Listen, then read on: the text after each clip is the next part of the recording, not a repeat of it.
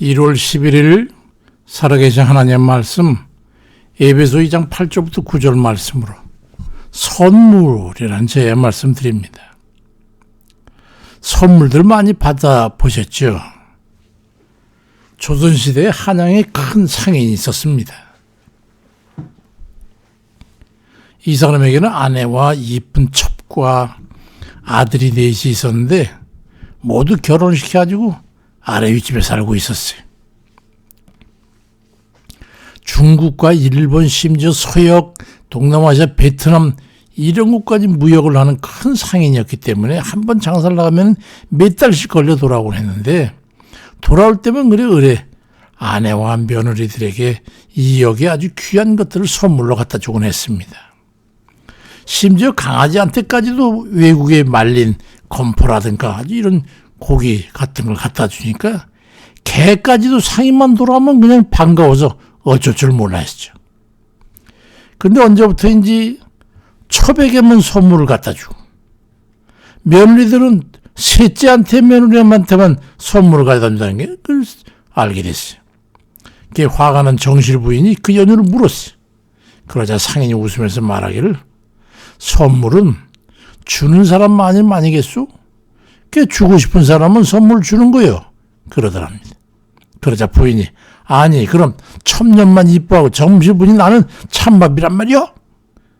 그러자 상인이 말하기를 그전부터 보면 장사 나갔다 와가지고 모두에게 선물을 주었는데 당신은 뭘 또 돈을 내서 낭비하고 그거 왔냐고 바가지나 긁고 고맙다는 말 한마디 했었소? 그리고 며느리들도 보니까 셋째만 몇 번이고 머리를 조아리면서 아버님 고맙습니다 감사합니다 말을 하고 내가 장사를 떠내면 쓱 와가지고 말린 육포나 건과일 같은 걸 챙겨가지고 노새 꿰춤에 실어 넣어준 걸 보면서 감사를 하는 그 아이에게만 선물을 갖다 주게 된 거요. 그러더랍니다. 아니 그럼 개는 왜 사다 주는 거야? 개도 주인이 돌아오면 꼬리를 치고 반갑다고 야단을 쏙 떨고 선물을 주면 그저 고맙다고 꼬리 치고 막 어깨까지 올랐다. 개만도 못한 것들에게 무슨 선물을 준단 말이요? 저는 그 조선시대 그 야사를 보면서 고개가 끄덕였어요. 재밌기도 하지만 그렇구나. 어쩜 우리 하나님도 우리의 생각과 다르지 않다는 것을 저는 알았기 때문입니다. 에베소 오늘 2장 8절 9절에 보니까 너희는 그 은혜를 인하여 믿음으로 말미암아 구원을 받았으니 이것은 너에게 나는 것이 아니고 하나님의 선물이라 행위 난 게 아닌 누구든 자랑하지 못하게 함이라고 말씀하고 있습니다. 선물은 주는 사람이 주고 싶어서 주어야 최선이 되죠. 우리 하나님께서 우리에게 준 거야 최선 아니겠어요? 자기 생명을 가다가 선물로 주었으니 말이죠. 형식적인 선물은 기념품 될지언정 마음이 담긴 선물은 되지 못하잖아요. 거기다 선물을 받는 사람이 주는 사람이 마음에 들어야 되는 거예요. 내 마음에 드는 사람한테 선물을 주지 미운 놈 떡 하나 주는 것과는 건 다른 문제거든요. 제게도 손자 녀석들이 있는데 그 중에 어떤 녀석은 이것저것 챙겨주면 영락없이 고개를 몇 번이 굽고면서 아버지 고맙습니다. 아버지 고맙습니다. 하면서 와서 볼따구니다 뽀뽀도 해주고 말이죠. 집에 있던 사탕이라도 해레비 입에 넣어주는 그 녀석이 아주 이쁘더라고요. 근데 어떤 녀석은 받기만 해도 닦는 것처럼 그냥 별 무표정하게 받아가지고 시큰둥하고 가는 거. 아니 저 녀석이 기분 나쁜가 이렇단 말이에요. 그렇게 세월이 가다 보니까 고맙다는 그 녀석한테는 주머니에다 넣었다가 몰래 그 녀석한테 손에 쥐어주게 되더라고요. 그 인지상정 아니겠습니까? 선물은 마음의 감사로 받아야 됩니다. 그래서 감사함으로 주는 사람에게 감동을 주고 마음을 흡족하게 해줌으로 해가지고 또 무엇인가를 주고 싶은 마음으로 남게 돼서 다음에 기회가 되면 그를 위해서 또 큰 선물을 준비하게 되는 거 아니겠습니까? 우리 하나님도 그래요. 로마서 1장 21절에 보니까 하나님을 알되 하나님 영화롭게도 아니하고 감사치도 아니하고 오히려 그 생각이 허망해져가지고 미련한 마음에 어두워졌다고 고맙다는 거 보는 건 미련한 거예요. 우리 하나님 앞에 하나님 감사합니다 하는 이 사람이 또 주고 싶은 거예요. 더 큰 거. 원하도 안 해도 더 큰 거 주고 싶은 거예요. 진심으로 감사한 마음이 있으면요, 그 마음이 섬김의 태도로 나타나게 되잖아요. 그래서 그리스도인도 보면 하나님께 받은 구원의 은혜에 대해서 진심으로 마음부터 감사를 하는 이들은 정성을 다해서 주를 섬기게 됩니다. 그런 사람들 보세요. 하는 것마다 잘 됩니다. 그냥 시큰둥하면 하는 것마다 안 돼요. 왜 그럴까요, 도대체? 그래서 그런 행동을 보면서 저 사람이 구원의 은혜를 참 귀하게 여기고 하나님 앞에 감사를 아는 사람이구나. 감사를 모르는 얘기, 은혜를 거두는 건 사람도 그렇지만은 하나님께조차 감사를 모르는 얘기는 긍휼과 제배의 손길을 거두게 되는 겁니다. 어떻게 해서 구원해 줬는데 십자가에 달려 죽기까지 해줬는데도 불구하고 감사를 모르다니요. 인생살이가 궁색하고 좀스럽고 그런 사람 치고 은혜로운 사람 보셨어요? 하나님께서 풍족한 은혜를 베푸시지 않는 거예요.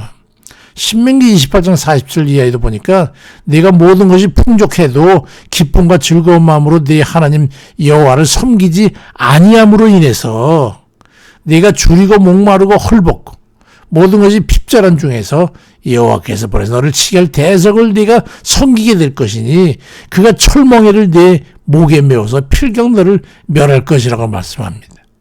감사를 모르는 이 백성은요, 망하게 돼 있어요.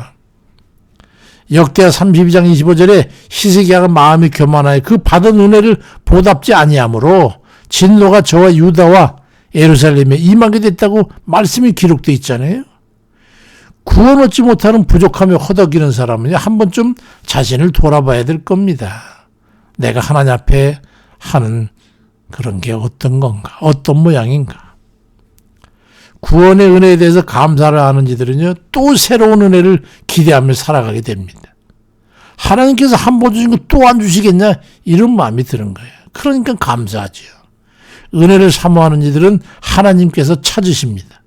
은혜에 대해서 감사하고 충성된 섬김으로 더 큰 은혜를 사모하는 이들은요, 하나님께 찾으신 그 이유를 더한 은혜를 주시고자 하기 때문이에요. 야고보 4장 1절에 너희가 하나님이 우리 속에 거하게 하신 성령의 시기까지 사모한다 하신 말씀을 헛된 줄로 생각하냐? 그러나 더욱 큰 은혜를 주시나니 그러므로 일렀을 때 하나님이 교만한 자를 물리치시고 겸손한 자에게 은혜를 주신다 했느니라. 더 큰 은혜를 주신다 이 말이에요. 하나님께서 교만한 거, 감사도 모르고 자기가 섬길 줄도 모르고 당연한 권리, 이 교만한 거잖아요. 늘상 감사합니다. 주님 앞에 무릎 꿇고 감사합니다. 엎드려서 감사합니다. 이 은혜의 원리를 아는 이들은요, 신앙생활은 자세가 남다르게 돼 있어요. 어떻게 하면 주를 기쁘시게 할까 생각해서 실행하면서 기뻐하고 더 큰 은혜를 사모하면서 주를 섬기는데 기꺼이 흥겹게 열심을 가지고 살게 되는 거예요. 그런 이들을 하나님께서 찾고 찾아서 그에게 또 복을 주시는 거예요. 요한복음 12장 26절에 사람이 나를 섬기려면 나를 따르라. 나에 있는 것이 나를 섬기는 자도 거기 있으리니 사람이 나를 섬기면 내 아버지께서도 저를 귀하게 여기시리라고 말씀하고 있고, 말라기 3장 18절에는 그때 너희가 돌아와서 의인과 악인이며 하나님을 섬기는 자와 섬기지 아니하는 자를 분별하게 될 거라고 말씀하고 있어요. 우리 보면 안다 이거죠. 저 사람은 하나님을 섬기는 자구나, 아니면 섬기지 아니하는 자구나 분별할 거라는 거죠. 시편 50편 23절에 감사로 제사를 드리는 자가 나를 영화롭게 하나니 그 행위를 옳게 하는 자에게 내가 하나님의 구원을 보이리라고 말씀하고 있고, 히브리 12장 28절에는 그러므로 우리가 흔들리지 않는 나라를 받았은즉 은혜를 받자. 이로 말미암아 경건함과 두려움으로 하나님을 기쁘시게 섬길지니라 말씀하고 있습니다. 하나님 앞에 감사로 제사를 드리는 자가 하나님께 영화롭게 하는 그를 하나님께서 이뻐서 그에게 모든 어려움 중에서 건져주실 거다 이 말이죠. 그리고 은혜를 받은 사람은 항상 그저 하나님 기쁘시게 섬기는 것을 보람으로 알고 산단 말이죠. 우리는 어떤 사람들일까요? 감사하는 사람입니까? 섬기는 사람입니까? 아니면 감사함으로 해가지고 섬기는 자입니까? 올해는 우리 모두가 이 원리를 확실히 깨닫고 구원의 은혜에 감사해서 모든 염려 근심 다 버리고 기도할 때도 감사하므로. 그래서 그 은혜로 하나님을 섬기는 일이 돼가지고 새는 놀라운 영적으로나 육적으로나 복을 받아 누리는 그런 복된 이들 다 되시기를 주의 이름으로 축원드립니다. 감사하신 아버지, 너희가 그 은혜를 인하여 믿음으로 말미암아 구원을 얻었나니 이는 너희에게서 난 것이 아니라 하나님의 선물이라. 행위에 의한 것이 아니니 이는 누구든 자랑하지 못하게 하렴이라고 말씀하셨어요.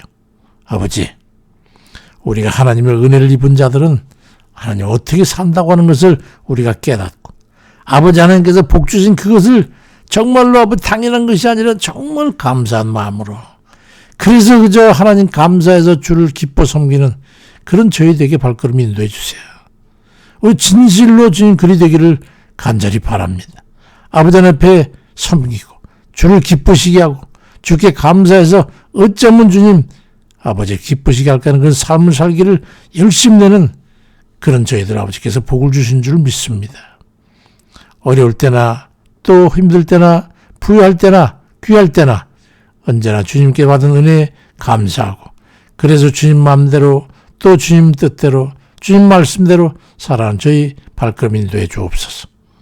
아버지, 병든 자들도 낙심해서 넘어진 자들도 또 주님 일들을 놓고 애쓰고 힘쓰는 자들도 다 아버지 앞에 그런 기쁨을 가지고 감사를 가지고 주를 섬기면서 살아서 올해는 정말 대풍이 들 수 있도록 은총을 베풀어 주옵소서.